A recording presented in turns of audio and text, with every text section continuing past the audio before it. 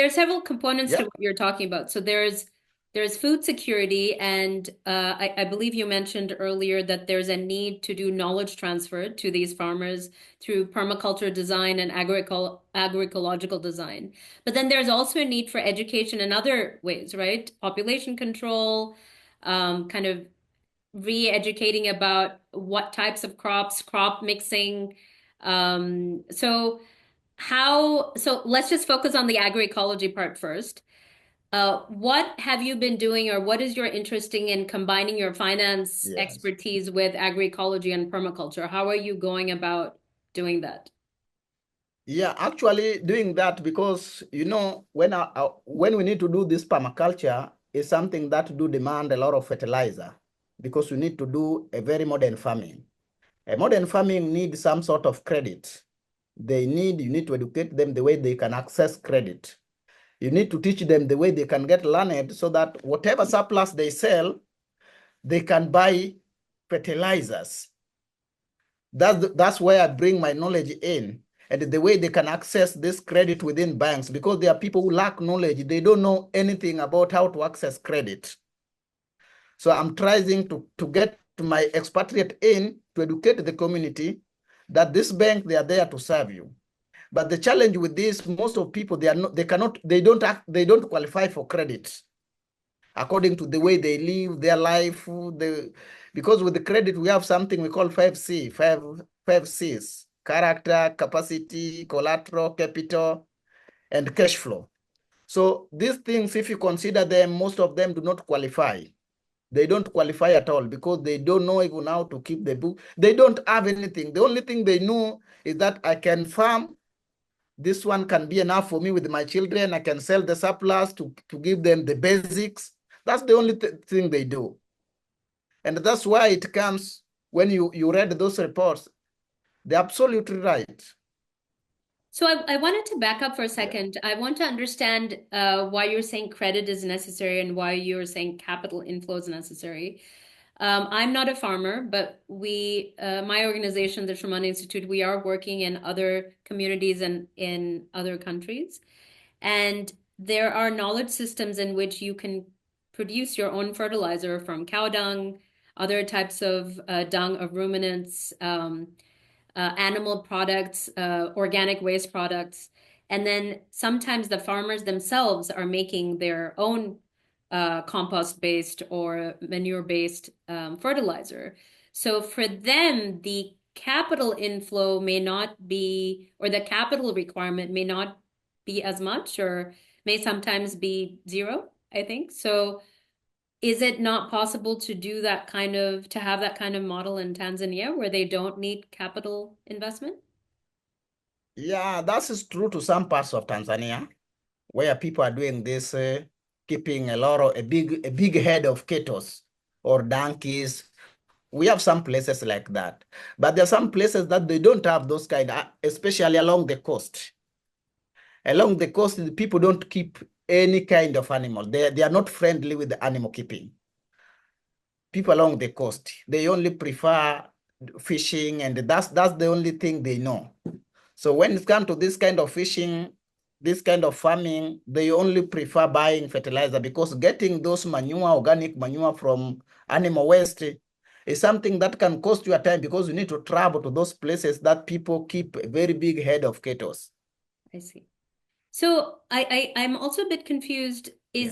Does permaculture use synthetic materials? My impression was that permaculture is based on agroecological principles. Is that incorrect? And I thought Yeah, agroecology uses natural materials, not synthetic materials. Could you please? that's what that's the challenge that I got because I told you the big problem with this is that we have a very big number of population. So a lot of places we have a lot of deforestation because people have clashed out the trees just to build to settles. So the way to get the relationship, the coexistence between animal, plant, and human is now a big challenge. That's why we need to address this kind of education, the way we can keep ecology to bring, and the way you can farm by keeping the ecology, the coexistence between human and animal, and also within the environment. But that will take time, I presume. Is that why you are talking about fertilizers that are bought instead of produced in these ecological systems? Because we have to replenish the ecosystems. I don't believe it will. Sorry, you don't believe? I don't believe to those places that I told you I will move in, especially I told you that I will travel like 3 kilometers, 300 kilometers from where I'm staying to do that permaculture and to do farming. Those places, there's still a bare plot of land. There's still a very big places. We have a very big places, but the only thing that people lack is just the way to clash out the bushes and the way to cooperate. Because the only thing that I've seen when I move around is that people lack unity because of selfishness, whatever I call it. So if you bring them together, you address, you give them education, I believe if we bring them together, because there are some communities that are doing better, the way I told you. There are communities that are doing better. And those communities are the one making the entire country survive because they're producing at a surplus. But the secret of their success is within the community, within themselves, that the way they organize themselves. Yeah. So, just to kind of summarize this part of what you were saying, are you suggesting a combination of kind of chemical-based farming, which requires capital inputs and buying fertilizers and other types of synthetic materials, and regenerative agroecological farming based on maybe in areas where they have cattle and they have some natural resources? Are you suggesting a combination of those two things to move Tanzania to food security? Currently, currently, I do suggest we can just do ecological. Ah, okay. You by But I ecological, have to you move mean because if I want to, based on natural materials? Is that what you mean by ecological? yes, Okay, yes, based on natural materials, okay. the And coexistence of mm, nature. are there Yeah. efforts underway in Tanzania to restore the ecologies? Because it seems that it's kind of a circular problem, right? If we don't restore the ecologies, then we don't have enough natural materials to do the farming or do the other types of things. So are people Yeah, working together to do both, maybe? Or yeah. What I can see, even the government itself has decided to address, there's a very, I can say there's a very big move the government is doing, and some people around within the central region and the southern part, the ecology is well preserved, and the government is trying to address as much as they can. And what I can just say, comment on that is that they are doing great, and those community within those areas, they are doing great to keep the ecology. Yeah. but that's not the case all across the country, though, is it? It's not the case all across the country because there's some part of the country that experience a dry season. Those are the mostly affected area.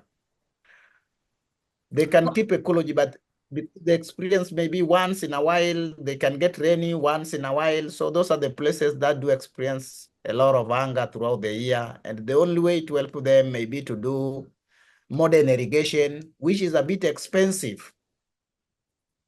It's a bit expensive. The cost of initiating a modern irrigation is not easy. We have rivers and lakes, but I don't know. We need to adapt because we need a lot of capital to inject. Even the government, they have not done a lot because we have rivers, we have lakes, and we are still suffering from food. So, Yeah, so it need a Freddie, lot of capital. Freddie, I think a lot of the things you're talking about require knowledge transfer, maybe even from one community to another, maybe from a different country to other countries. What is the cooperation like within African countries, so different countries within Africa, in terms of knowledge transfer, investments, things like this? I think you're involved in, or you may become involved in some of these transnational projects within Africa. Can you tell us a little bit about what that's like? What are the challenges? Because obviously you each have your own national laws. Yeah, even recently, our president, it was African meeting regarding energy. Energy. It was like 3 months ago. It happens in Dar es Salaam, here in Dar es Salaam. So you can see the way our president, she addresses to his fellow, his counterparts. And it was a very big issue. Actually, I think it was financed with the World Bank and the African Development Bank. So this shows a very big progress. But in the process, they're also trying to come together as a result of 2022 anger that occurred within West Africa, Central Africa, and East Africa. The way they can manifest those places that experience a lot of rainfall. For instance, I see Kenyan government, they are trying to move to Zambia because What? third of Kenya. Sorry. I heard that the Sorry, what? Kenyan government, Yeah, they're moving to Zambia. I didn't understand. What are they trying to do in Zambia? they were trying to engage Zambian to have like, if they can farm in Zambia, because Zambian throughout the year, they do experience a lot of rainfall.